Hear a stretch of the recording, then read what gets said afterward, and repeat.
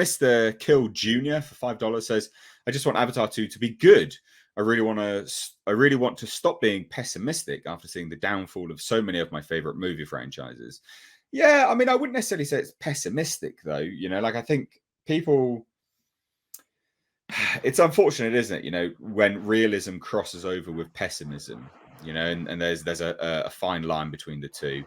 I think ultimately, you know, it's not pessimistic to look at Avatar 2 needing to hit $2 billion just to break even as a potential that film will have a shortfall on and struggle to hit profit. I don't think that's too much of a stretch, because if you think of the amount of films that have crossed well over $2 billion, there's not many of them. So that's just realism. It's not pessimism. And I think, unfortunately, people do confuse the two when it comes to these hot button subjects, because they're fans of things, and they don't want their thing that they're a fan of to have a negative air or aura surrounding it. I don't know if any of you guys have anything else to say on that. You know, pessimism and realism. Well, I think for me, just as far as like reviewing stuff, on the channel, I just try to make sure I'm seeing like maybe international, independent stuff of merit, because nowadays I kind of know what I'm getting from Hollywood. So if I was just watching Hollywood stuff, right now it's coming out, it's like, what, out of every 20 films there's a Top Gun? That's not good.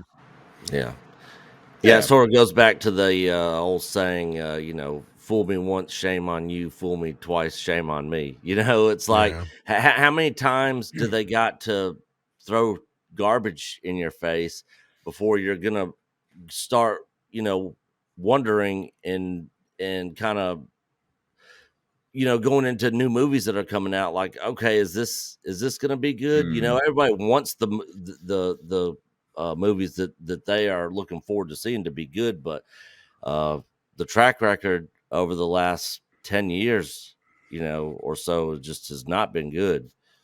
Yeah. Well, I mean, so selective with what I watch too. Yeah, I think to build off of that as well, like, Netflix has a bad rap for a reason.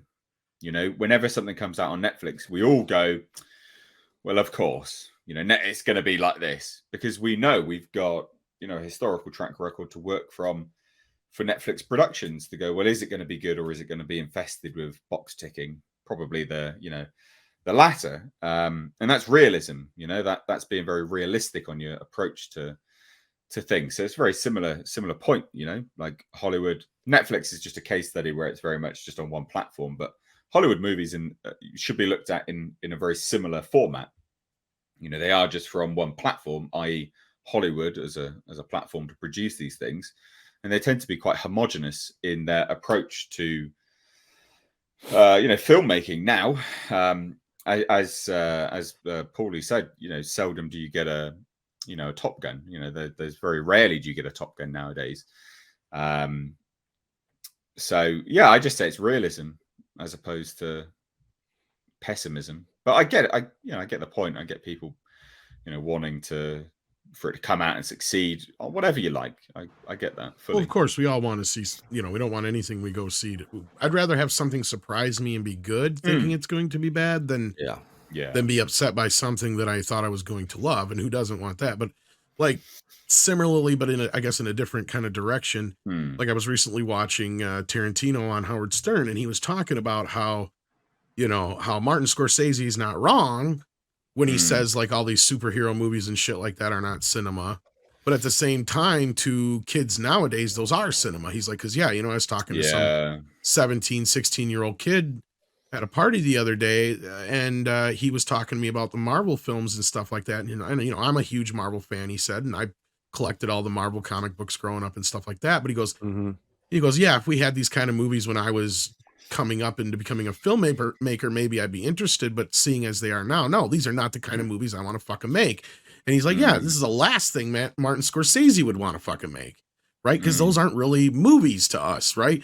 He goes, I can see where a lot of kids nowadays could not understand why a movie like Taxi Driver or even Reservoir Dogs or something like that, would, and I'm paraphrasing here, but, I don't think he mentioned Reservoir Dogs, but he did mention something like Taxi Driver and a couple other movies, how those don't even exist right now because we don't get movies like that, or at least not in the mainstream. Yeah. When you go to the theater, everything's a superhero movie, or and he said, a Harry Potter movie or what have you, whatever the next Fast and Furious Star Wars thing is, kind of what he said. It's these big franchise things. We don't get the smaller pictures anymore like we used to.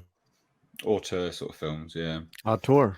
That's yeah. And I was telling you about that Mexican auteur who won't come to Hollywood, and I'm like, please stay there. Keep doing your films. Because even or even like the the Del Toros and them, they don't come out with movies every year, so but it's always an event.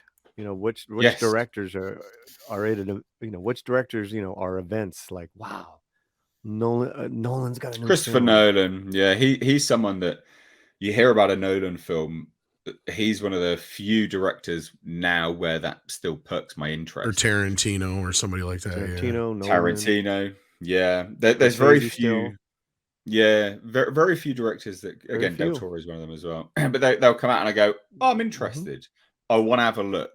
I would not necessarily, I'm just going to lap it all up, but I want to have a look at the very least. But there's very few of them. Very, very few of them. Yeah. Which I think at the end, with the big Iger news, I think it goes back to Iger just buying everything up, and look what he's done to Hollywood cinema the last 10 years. I mean, well, you're not wrong.